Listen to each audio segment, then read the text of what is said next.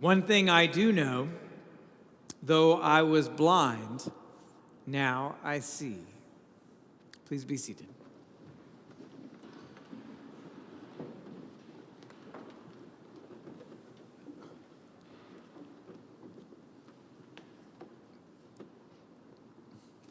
You arrive at the doctor's office, and while you wait, you are given the familiar clipboard with the familiar cheap Bic pen on which you get, once again, to tell your health story.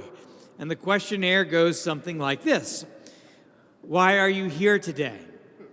Do you have insurance, and who's your carrier? Any recent surgeries? Family history of heart disease? What medicines are you currently taking? Do you smoke or use alcohol? Okay, so far so good. We've all done this.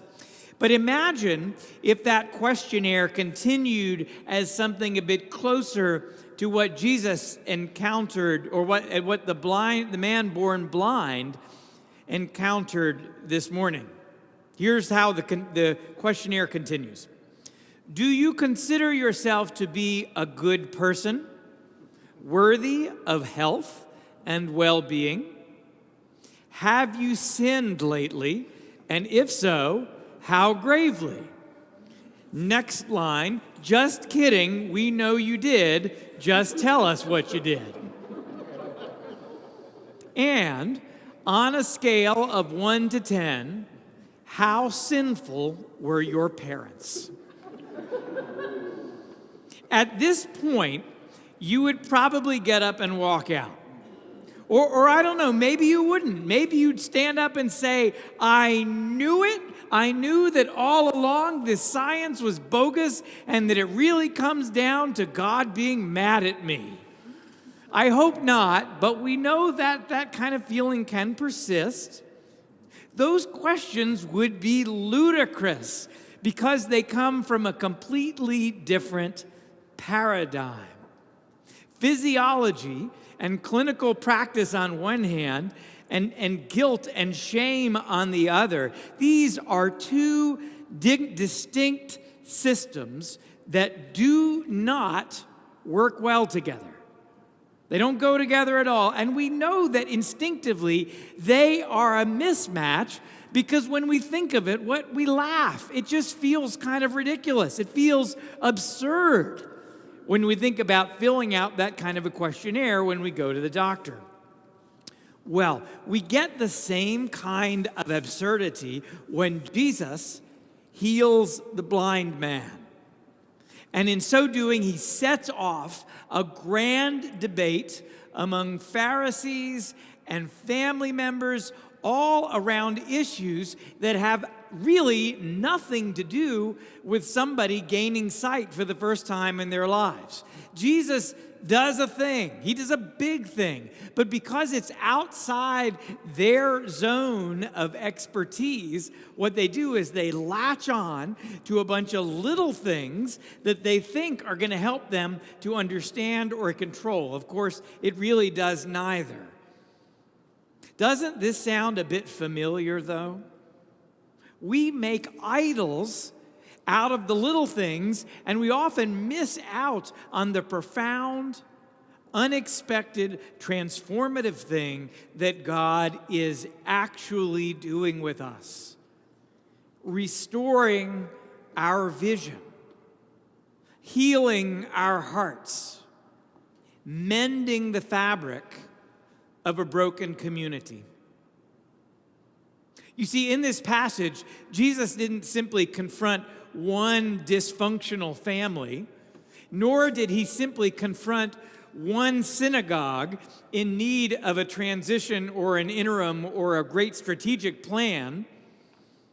Jesus, simply by loving and being present, comes into conflict with a whole paradigm, with a whole worldview, with what Cynthia Bourgeault calls an operating system. Think computers.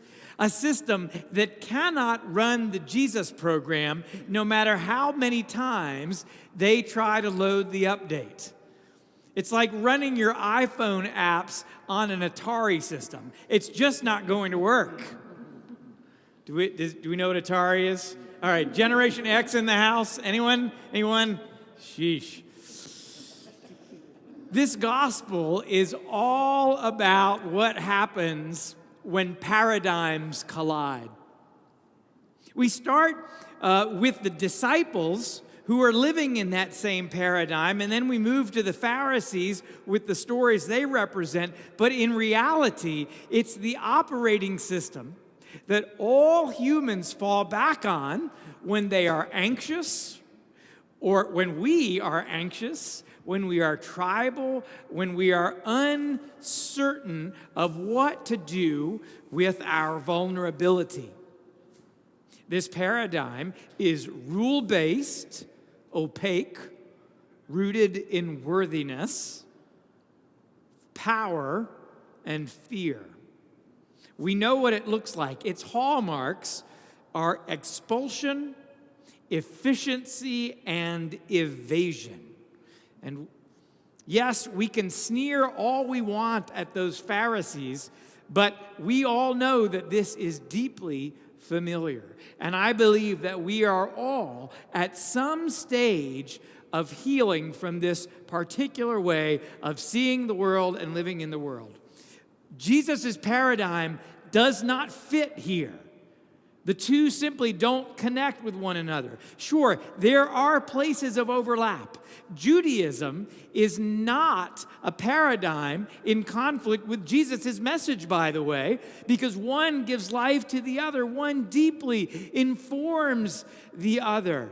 But the human need for power and control, that absolutely is a paradigm in conflict with what Jesus is bringing. Jesus' message is completely different from the blame culture of the story. It's embodied, it's compassionate, it's loving, it's messy. He spits into the dirt and with the saliva clears someone's eye. Ew! I mean, come on. I'm glad that's not a sacrament.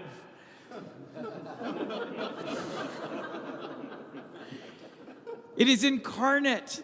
It is filled with mystery, but it is also filled with life. And what happens when paradigms collide is absurdity. The feeling that something just doesn't make sense no matter how we think about it. It's when you hear somebody say something that really makes no sense at all, but they really believe it. And they probably expect you to believe it. Chances are you're saying things they can't understand either. That's when you realize that two paradigms, two systems are crashing into one another. Think about what when the temple leaders ask of the the disciples ask of the man born blind. Who sinned? This man or his parents? Pretty good binary you got there, but neither one of them is remotely correct.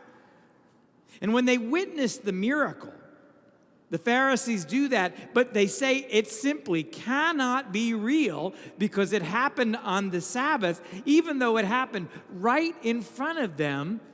They simply cannot get out of the fact that they are stuck, really stuck, in a worldview that is so far from reality, the only thing they can seem to do is dig themselves in even deeper. And then, when the parents pretty much abandon him, rather than celebrating his recovery, he was reduced to begging.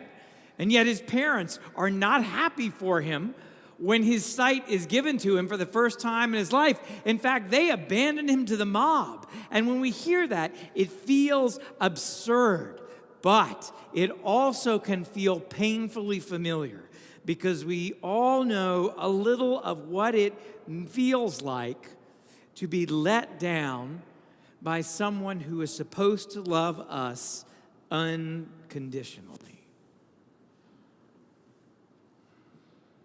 That mixture of absurdity and dissonance and even that twinge of pain Those are feelings that tell us that paradigms are colliding and that sometime soon we're going to find ourselves making choices about which ones we go with. Those choices, by the way, will come with a cost. They always do.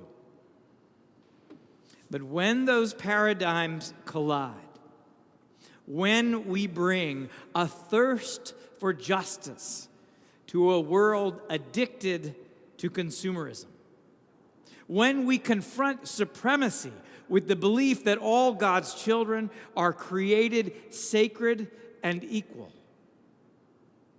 when we see the very reign of God breaking into the world that we know, something holy happens as well.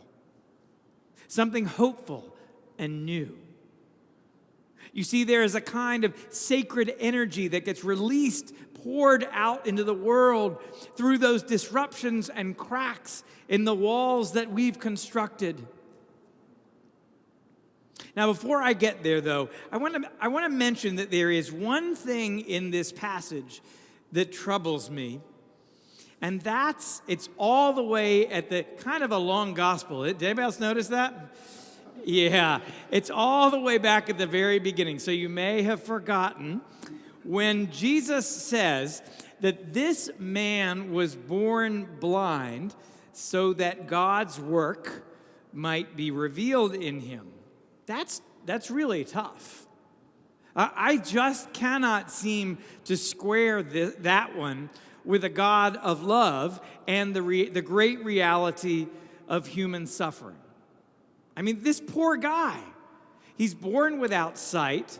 His peers meet him with suspicion. He's abandoned by his family, and then come to find out that his blindness was a part of God's plan. I mean, thanks for nothing, right? But here's where I go with that. Maybe we can't quite get there because we too are reading this through the lens of our own paradigm, and so we don't quite have the right vocabulary, the quite perspective to quite see where Jesus was going, meaning that we misread it just a bit. And maybe the paradigm that we are living in carries the sad reality that we all feel that way sometimes. Despite the fact that we've all learned, whether you have a great therapist and a preacher who tells you over and over again that God loves you unconditionally, we still somewhere along the way internalize something so that we do at some level think that we suffer or we feel less than because there's something wrong with us. But maybe Jesus is wanting to turn that around.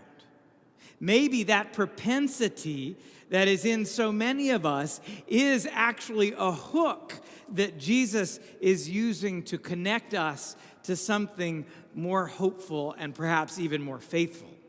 What I think, what I believe, is that when these paradigms collide, life and death, heaven and earth, the divine energy that gets released finds its way into the world, into our hearts, through our suffering, yes, but also through our love. Yes, God's story becomes revealed in this man, but not because he was taking one for the team, but because compassion and love and healing are the very nature of God. And of course, Jesus focused that energy on the one who was in the greatest need. The one who was the most invisible, irony intended, to all those who were supposedly doing just fine. God's energy, God's love finds its way into our hearts not when we are comfortable and safe, not when we are at the very top of the food chain, not when we are nestled at the heart of a paradigm that happens to work nicely for us, but precisely when those operating systems come crashing down to reveal God doing something entirely new in this world.